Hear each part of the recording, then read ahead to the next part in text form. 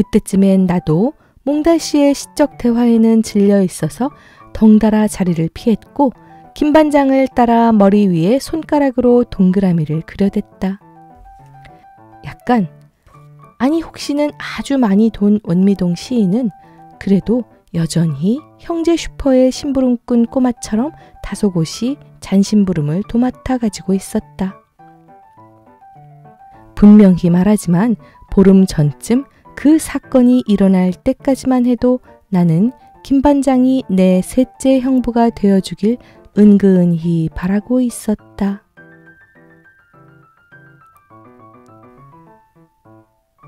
안녕하세요. 달고나입니다. 오늘은 양귀자 단편소설 원미동 시인을 수원 화성을 산책하며 읽어보려고 합니다. 화성은 작년 4월 초에 산책하러 갔었어요. 이제 막 새잎이 나는 영상을 보니 지금이라도 봄이 올 것 같은 마음입니다. 원미동 시인은 우리 오디오북 7번째 에피소드 원미동 사람들 일용할 양식의 연작소설 중에 하나입니다. 일용할 양식보다는 1년 먼저 발표되었네요.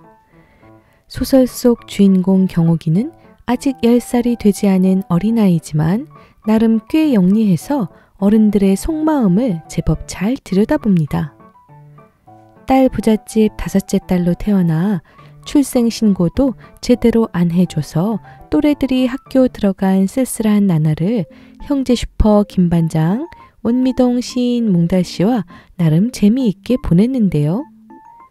형제 슈퍼 김반장은 경옥이 언니 선옥이를 마음에 두고 있어서 경옥이에게 슈퍼에 먹을거리도 가끔 내어주고 배달 오토바이도 태워줘서 동네 아이들의 부러움을 삽니다.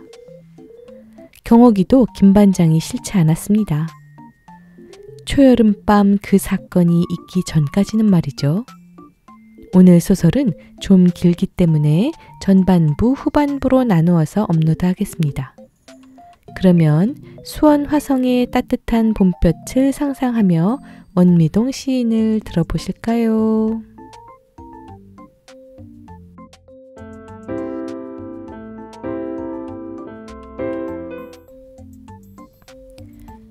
남들은 나를 7살짜리로서 부족함이 없는 그저 그만한 계집 아이 정도로 여기고 있는 게 틀림없지만 나는 결코 그저 그만한 어린아이는 아니다. 세상 돌아가는 이치를 다 알고 있다. 라고 말하는 게 건방지다면 하다못해 집안 돌아가는 사정이나 동네 사람들의 속마음까지도 두루 알아맞힐 수 있는 눈치만큼은 화나니까. 그도 그럴 것이 사실을 말하자면 내 나이는 8살이거나 9살 둘 중에 하나다. 낳아놓으니까 어찌나 부실한지 살아날 것 같지 않아 차일피일 출생신고를 미루다 보니 그렇게 된 것이라 하는데 그나마 7살짜리로 호적에 올려놓은 것만도 다행인 셈이었다. 살아나기를 원하지 않았을 엄마 마음쯤은 나도 이미 알고 있는 터였다. 아버지는 좀 덜하지만 엄마는 나만 보면 늘상 으르렁거렸다. 꿈도 꾸지 않았던 자식이었지만 행여해서 낳아봤더니 원수 같은 또 딸이더라는 원성은 요사이도 노상두고 하는 입버릇이니까 서운할 것도 없었다. 그것은 뭐 내가 일찌감치 철이 들어서가 아니라 우리 집 사정이 워낙 그러했다. 내가 태어나던 해에 벌써 20이 넘어 처녀티가 꽉 뺀 큰언니에서 중학교 졸업반이던 막내 언니까지 딸이 무려 4이었다. 43세 임신인지도 모르고 4대딸 배를 키우다가 엄마는 여기저기 용하다는 점쟁이들한테 다녀보고는 마침내 낳을 결심을 했었다는 것이다.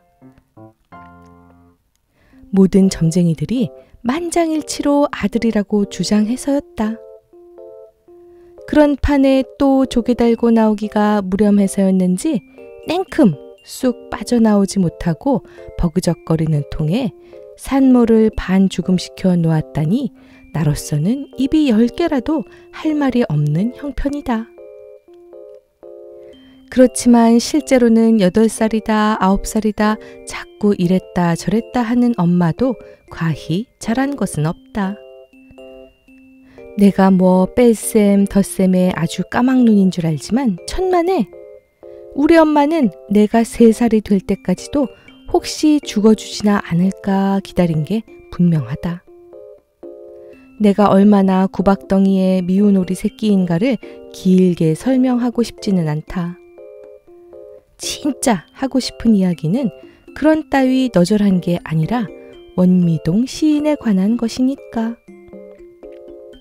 내가 여러 가지 것을 많이 알고 있다고는 해도 솔직히 시가 무엇인지를 정확히 설명할 수는 없다. 얼추 짐작하기로 그것은 달 밝은 밤이나 파도가 출렁이는 바닷가에서 눈을 착 내리감고 멋진 말을 몇 마디 내뱉는 것이 아닐까 여기지만 원미동 시인이 하는 것을 보면 매양 그렇지도 않은 모양이었다. 우리 동네에는 원미동 시인 말고도 원미동 카순이, 원미동 멋쟁이, 원미동 똑똑이 등이 있다. 행복사진관 엄씨 아저씨가 원미동 카수인데 지난번 전국 노래자랑 부천대회에서 예선에도 못 들고 떨어졌다니 대단한 솜씨는 못 될 것이었다. 소라 엄마가 원미동 멋쟁이라는 것은 내가 가장 잘 안다. 그 보라색 매니큐어와 노랑머리는 소라 엄마뿐이니까. 원미동 똑똑이는 부끄럽지만 우리 엄마다. 부끄럽다는 것은 남의 일에 간섭이 심하고 걸핏하면 싸움질이나 해대는 똑똑이는 욕이나 마찬가지라는 것을 알기 때문이었다. 원미동 시인에게는 또 다른 별명이 있다. 퀭한 두 눈에 부스스한 머리칼, 사시사철 껴입고 다니는 물들인 군용 점퍼와 희끄무레하게 달아빠진 낡은 청바지가 밤중에 보면 꼭 몽당일 귀신 같다고 서울 미용실의 미용사 경자 언니가 맨 처음 그를 몽달씨라고 부르기 시작했다. 경자 언니뿐만 아니라 우리 동네 사람이라면 누구나 그를 좀 경멸하듯이 어린애 다루듯 함부로 하는 게 보통인데 까닭은 그가 약간 돌았기 때문이라는 것이었다. 언제부터 어떻게 살짝 돌았는지는 모르지만 아무튼 보통 사람과는 다른 것만은 틀림없었다. 몽달씨는 무궁화 연립주택 3층에 살고 있었다. 베란다에 화분이 유난히 많고 새장이 3개나 걸려있는 몽달씨네 집은 여름이면 우리 동네에서는 드물게 윙윙거리며 하루 종일 에어컨이 돌아가는 부자였다. 시내에서 한약방을 하는 노인이 늙음하게 젊은 마누라를 얻어 아기자기하게 살아보는 판인데 결혼한 제형 집에 있지 않고 새살림 재미에 폭 빠진 아버지 곁으로 옮겨온 막둥이였다. 그것부터가 팔불출 짓이라고 황금부동산의 고흥댁 아줌마가 욕을 했었는데 아들이 아버지와 함께 사는 게 왜 바보짓이라는 건지 알 수가 없었다. 그런 몽달씨에게 친구가 있다면 아마 내가 유일할 것이었다. 몽달씨 나이가 27이라니까 나보다 20살이나 많지만 우리는 엄연히 친구이다. 믿지 않겠지만 내게는 27살짜리 남자친구가 또 하나 있다. 우리 집 옆 형제 슈퍼의 김반장이 바로 또 하나의 내 친구인데 그는 원미동 23통 5반의 반장으로 누구보다도 씩씩하고 재미있는 사람이었다. 나는 매일같이 슈퍼 앞에 비치 파라솔 의자에 앉아 그와 함께 낄낄거리는 재미로 하루를 보내다시피 하였는데 요즘은 내가 의자에 앉아 있어도 전처럼 웃기는 소리를 해주거나 쭈쭈바 따위를 건네주는 법이 없이 다소 퉁명스러워졌다. 그 까닭도 나는 환히 알고 있지만 모르는 척하는 수밖에. 우리 집 셋째 딸 선옥이 언니가 지난달에 서울 이모 집으로 훌쩍 떠나버렸기 때문인 것이다. 김 반장이 선옥이 언니랑 좋아 지내는 것은 온 동네가 다 아는 일이지만 선옥이 언니 마음이 요새 좀 싱숭생숭하더니 기어이는 이모네가 하는 옷가게를 도와준다고 서울로 가버렸다. 선옥이 언니는 얼굴이 아주 예뻤다. 남들 말대로 개천에서 용이 났다고 해도 과언이 아닐 만큼 지질이 궁상인 우리 집에 두고 보기로는 아까운 편인데 그 지질이 궁상이 지겨워 만날 뚱하던 언니였다. 참말이지 밝히고 싶지 않지만 우리 아버지는 청소부다. 아침 새벽부터 저녁 늦게까지 남의 집 쓰레기통만 뒤지고 다니는 직업이라 몸에서 나는 냄새도 말할 수 없을 만큼 지독했다. 아버지만이 아니라 밝히고 싶지 않은 것이 또 있다. 큰언니는 경기도 양평으로 시집가서 농사꾼 아내가 되었으니 상관없지만 둘째 언니 이야기는 말하기가 부끄럽다.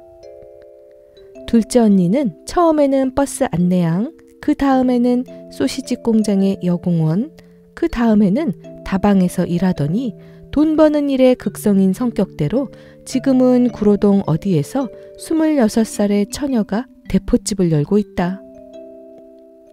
언젠가 한번 가봤더니 키가 멀대같이 큰 남자가 하나뿐인 방에서 우통을 벗어붙인 채 잠들어 있고 언니는 그 옆에서 엎드려 주간지를 뒤적이고 있지 않은가? 그만한 정도로도 나는 일이 되어 가는 모양을 알 수가 있었다. 우리 엄마와 청소부 아버지는 딸년들이야 시집 보낼 만큼만 가르치면 족하다고 언니들을 모두 중학교까지만 보냈는데 웬일인지 선옥이 언니만 고등학교를 보냈었다.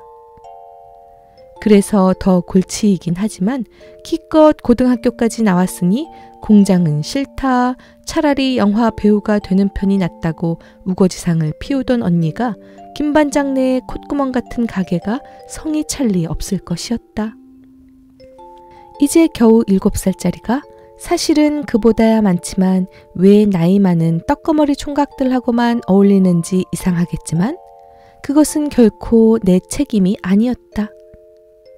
단짝인 소라를 비롯하여 몇 명의 친구들이 작년과 올해에 걸쳐 모두 국민학교에 입학해버렸고 좀 어려도 아쉬운대로 놀아볼 만한 아이들까지 깡그리 유치원에 다니기 때문에 아침밥 먹고 나오면 원미동 거리에는 이제 2~5살짜리 코올리개들밖에 남지 않는 것이다.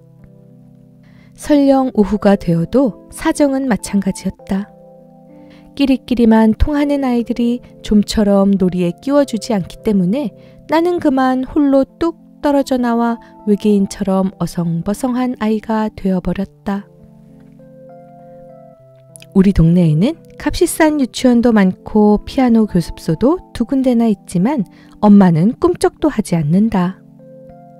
단칸방에 살아도 모두들 유치원에 보내느라고 아침마다 법석인데 나는 이날 이때껏 유희 한번 제대로 배워보지 못한 것이다.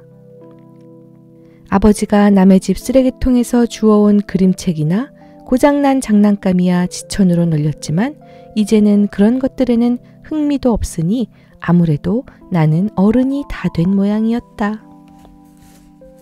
몽달 씨와 친구가 된 것은 올봄. 바로 외계인 같던 시절이었다. 형제 슈퍼 앞에서 어슬렁거리며 김 반장이 언제나 말동무가 되어주려나 눈치만 보고 있는데 바로 내 뒤에 똑같은 자세로 김 반장 눈치를 보는 몽달 씨가 있었다. 염색한 작업복 주머니에서 꼬깃꼬깃한 종이를 펼쳐들고 주춤주춤 내 옆에 빈 의자에 앉은 그가 경호가 하고 내 이름을 불렀을 때 정말이지 나는 기절할 정도로 놀랐다. 좀 바보이고 약간 돌았다고 생각했으므로 언젠가는 그가 보는 앞에서도 헤이 몽달 귀신! 하고 놀려댄 적도 있었던 나였다. 놀라서 입을 쩍 벌리고 있는 내게 그가 다음에 건넨 말은 더욱 기가 찼다. 너는 나더러 개새끼, 개새끼라고만 그러는구나. 나는 눈을 둥그렇게 떴다. 몽달 귀신이라고 부른 적은 있지만 결코 참말이지 하늘의 맹세코 그를 개새끼라고 부른 적은 없었다. 그래서 나는 나도 모르게 고개를 마구 저어댔다. 그런 나를 보는지 마는지 그는 계속해서 말했다. 너는 나더러 개새끼, 개새끼라고만 그러는구나. 지금 생각해도 참 어이가 없는 노릇이지만 세상에 그게 바로 시라는 것이었다. 김반장이 몽달 씨에게 시를 쓴다 하니 멋있는 시를 한 수 지어보라고 했다는 것이다. 그 청을 받고 몽달 씨는 밤새 끙끙거리며 시를 쓰려 했으나 도무지 마음먹은 대로 되지 않아 어느 유명한 시인의 시를 베껴왔는데 그 구절이 바로 그 시의 마지막이라고 했다. 애끼 이 사람아, 내가 언제 자네더러 개새끼 개새끼 그랬는가? 김반장은 을에 그럴 줄 알았다는 듯 몽달 씨 어깨를 툭 치며 빈정대고 말았지만 나의 놀라움은 쉽게 가시지 않았다.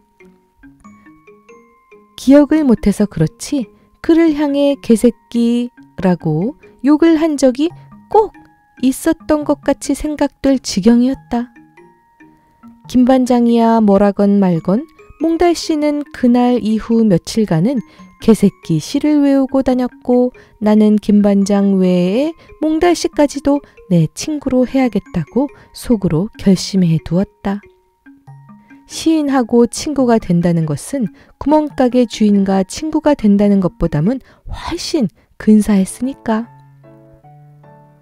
그렇긴 했으나 약간 돈 사내와 오랜 시간을 어울려 다닐 만큼 나는 간이 크지 못했다. 게다가 김반장은 마음이 내키면 언제라도 알사탕이나 쭈쭈바를 내놓을 수 있지만 몽달 씨는 그런 면으로는 영 젬병이었다. 그는 오로지 시에 대하여 말하고 시를 생각하고 시를 함께 외우자는 요구밖에는 몰랐다. 그에게는 시가 전부였다. 바람이 불면 풀잎에 바람 스치는 소리 때문에 가슴이 아프고 수녀가 지나가면 문득 17개의 또는 21개의 단추들이 그녀를 가두었다 라고 부르짖었다.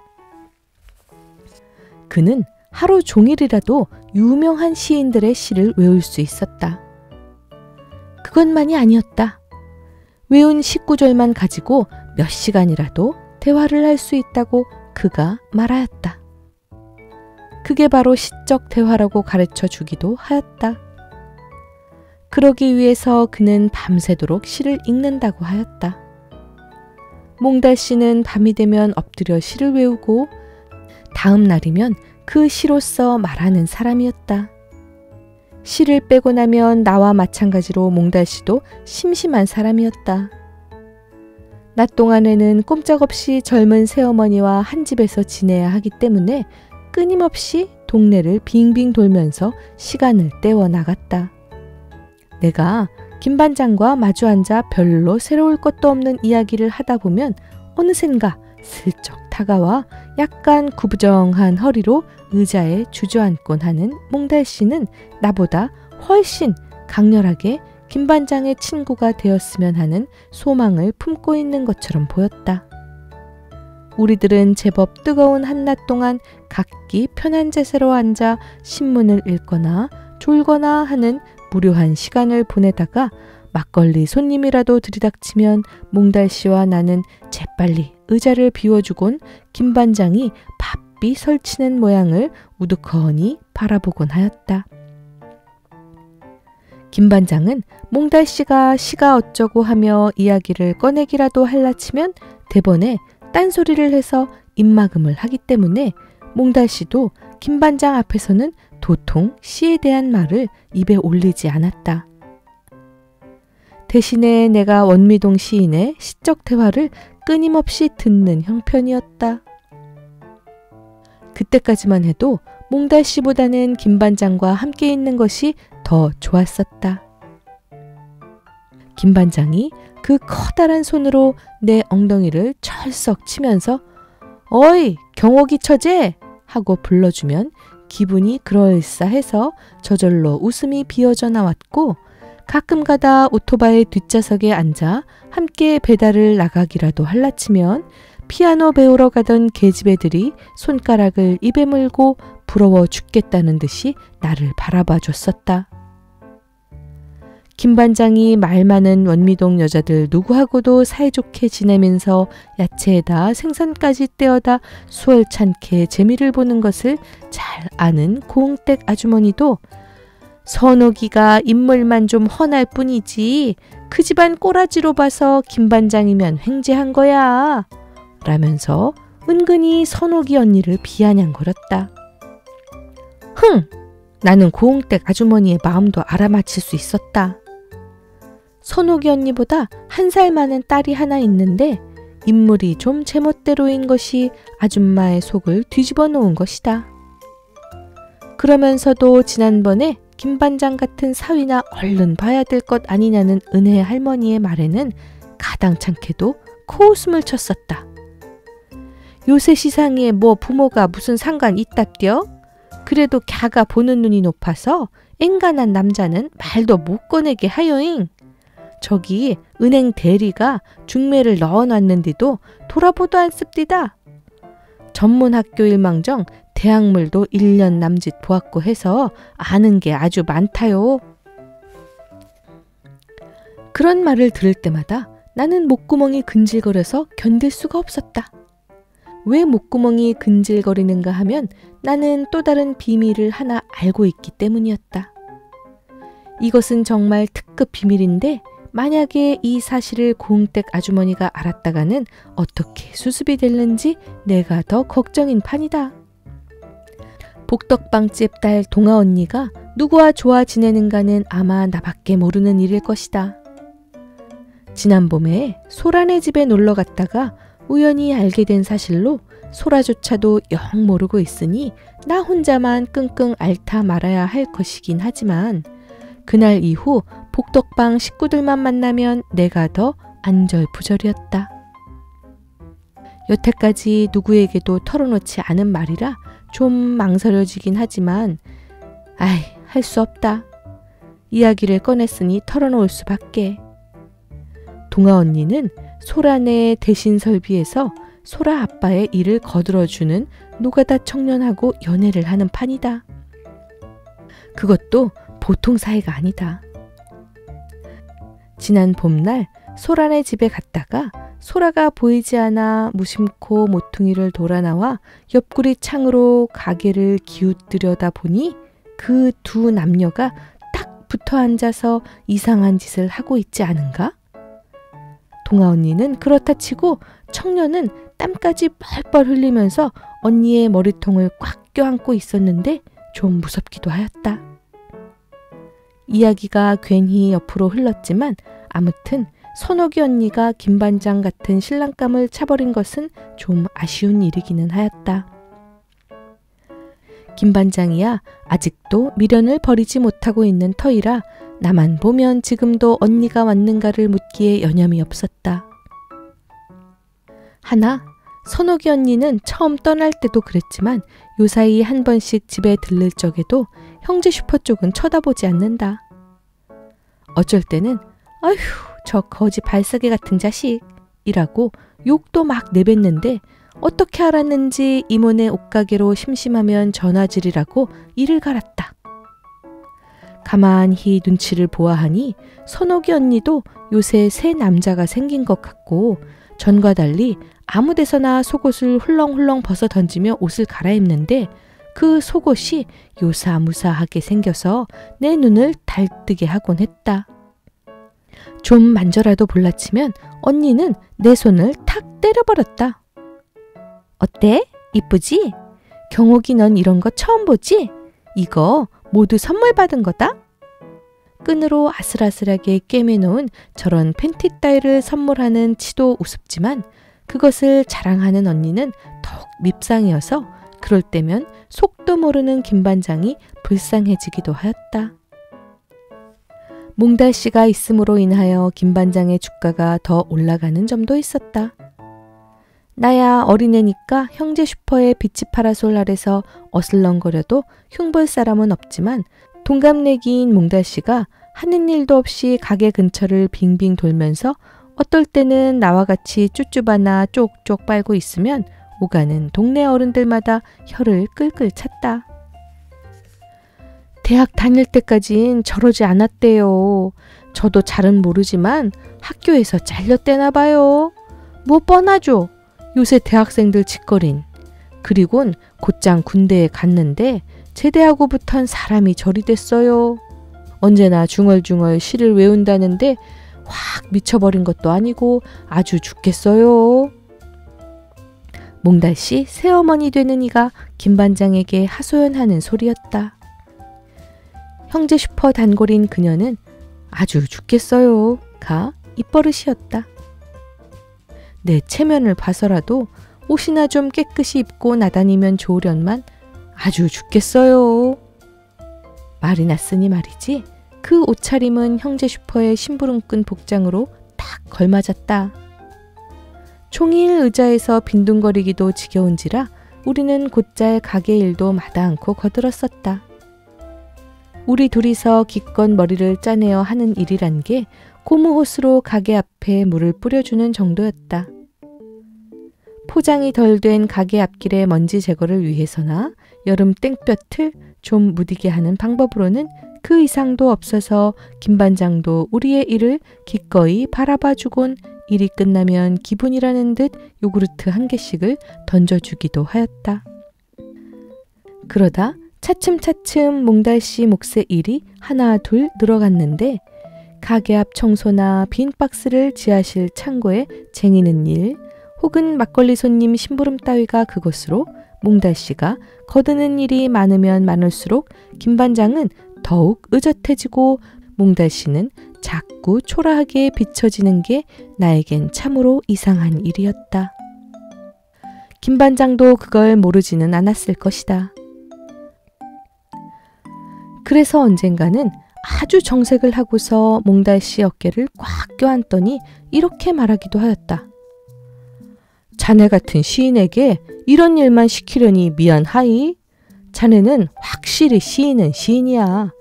언제 바쁘지 않을 때는 정말이지 자네 시를 찬찬히 읽어봄세. 이래봬도 학교 다닐 때 위문 편지는 내가 도맡아 써주곤 했던 실력이니까. 그러면 몽달씨는 더욱 신이 나서 생선 잘라주는 통나무 도마까지 깔끔히 씻어내고 널브러져 있는 채소들을 다듬고 하면서 분주히 설치는 것이다. 하지만 이제껏 몽달씨의 시노트를 읽어본 적이 없는 김반장이었다. 몽달씨가 짐짓 아직 자기 시는 읽을만 하지 못하니 유명한 시인들의 시나 읽어보지 않겠느냐고 구깃구깃 접은 종이를 꺼내려 치면 김반장은 온갖 핑계를 다 대서라도 줄행랑을 치면서 그가 보지 않는 틈을 타 머리 위에 대고 손가락으로 빙글 동그라미를 그려 보였다. 그것도 모르고 몽달씨는 언제라도 김반장에게 들려줄 수 있도록 꼬깃꼬깃한 종이 쪽지들을 호주머니마다 가득 넣어가지고 다녔다. 그때쯤엔 나도 몽달씨의 시적 대화에는 질려 있어서 덩달아 자리를 피했고 김반장을 따라 머리 위에 손가락으로 동그라미를 그려댔다.